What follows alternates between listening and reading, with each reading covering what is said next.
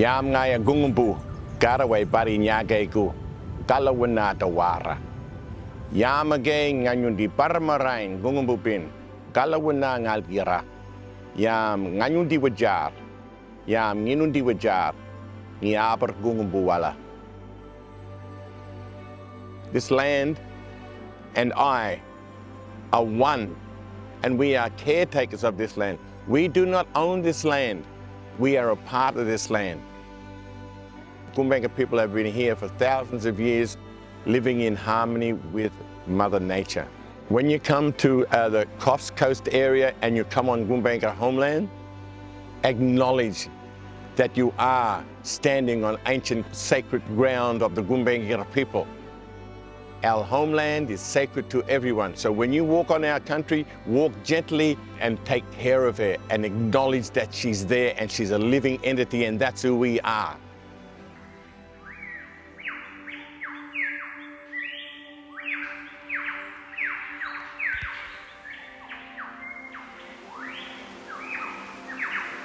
We live such small lives, such short lives compared to the age of a forest like this. This forest has been around for maybe 80 million years or more.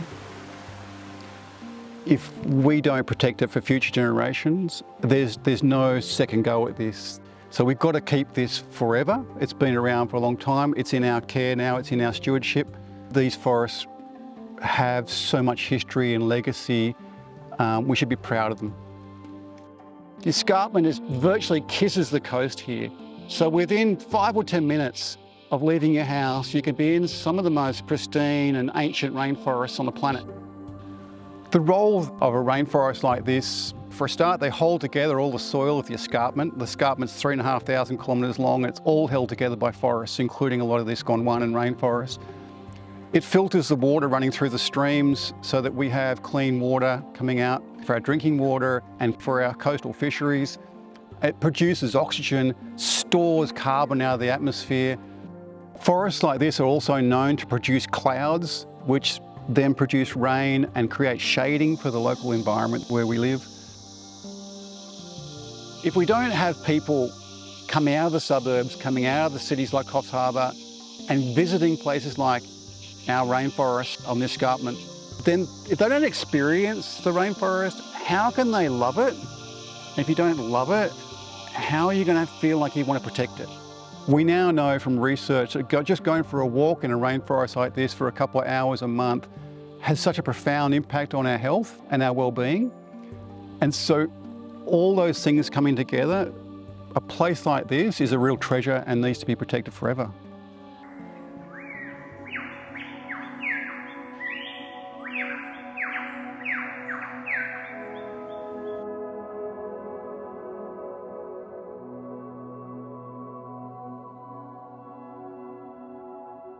Oh, we love hiking in nature. If you just look around you, we have the beautiful Urumbalin Creek.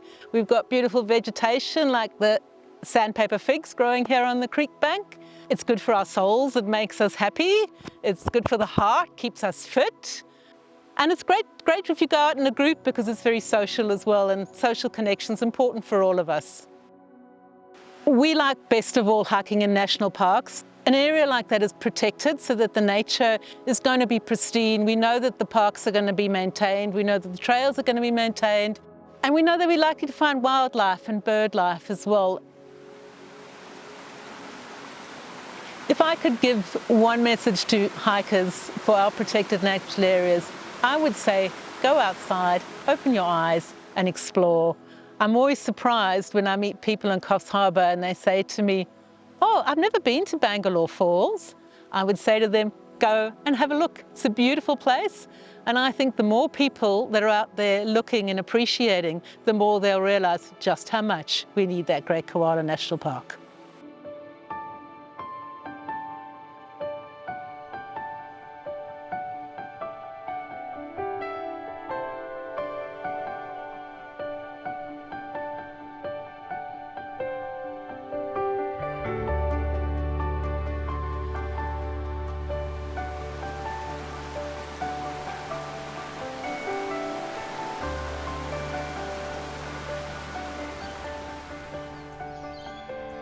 Where we are here In Bongal Bongal National Park, we're surrounded by beautiful wet sclerophyll forest. It's koala habitat. It's considered to be of national significance, the koala population in Bongal Bongal, and the surrounding Pine Creek State Forest. It will be the heart of the Great Koala National Park. We are very lucky in the Coffs region to have such amazing parks and reserves. And once the Great Koala National Park is created, we'll have increased recreational opportunities and increased economic benefits. And hopefully, as the forests recover, we'll see more koalas. Koalas are forest dependent. They evolved with forests. And unfortunately, forests are under an enormous amount of pressure. Urban development, logging, bushfires are all having a major impact on forests, and protecting them permanently where we know the koalas are living is a way of ensuring that that habitat remains for them to survive in and hopefully recover. Because if we don't protect the koala, they're predicted to become extinct by 2050. When we proposed the park, we were really mindful that it was important to protect the forest for the koalas, of course, and all the other values, but it was also important to make sure that we could enjoy the forests. Very much so, we want it to be a people's park, and we are mindful that there are a range of low-impact nature-based activities that can be undertaken in a park that wouldn't impact on the koalas. It's so important to protect nature and protect it permanently, and ensuring that we've got healthy ecosystems, healthy watercourses and healthy biodiversity means that everyone benefits. One of the reasons the Coffs Coast is so incredibly diverse in its forests and its songbirds and its animal life is because the escarpment is so close to the sea.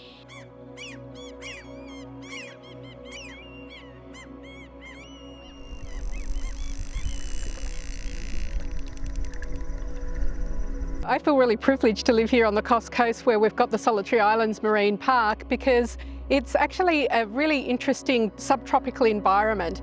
It has species that are cold water, temperate nearshore species, and then we've got the tropical species on the offshore islands that are supported by our East Australian current.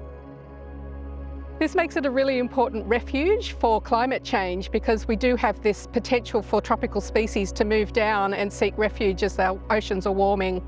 Marine and estuarine environments are really important habitats that support a huge diversity of life, but in particular, they support our fisheries industry. So we get a lot of fish, both recreational and commercial fisheries, that reproduce in our estuarine environments and then move out into the ocean. The islands support really important breeding grounds for a range of different species, including the grey nurse shark, and they also support the highest diversity of anemones that we have in Australia.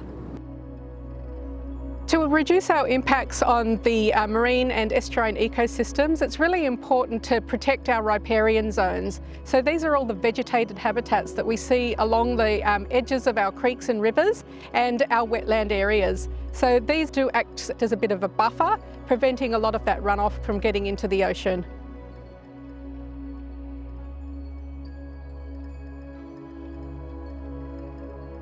It's really important to recognise that all of our marine diversity and estuarine diversity depends on good water quality, and this is really influenced by what we do in our terrestrial systems, so across the whole catchment. So anything that we're putting onto the land can potentially run off into our estuaries, where they can impact the water quality and therefore impact the species that it's supporting. My key message to the visitors of the Coffs Coast and the Solitary Islands Marine Park is definitely to enjoy and learn from this beautiful environment, but to tread lightly and actually respect it, so that we can ensure that this beautiful ecosystem is here for future generations.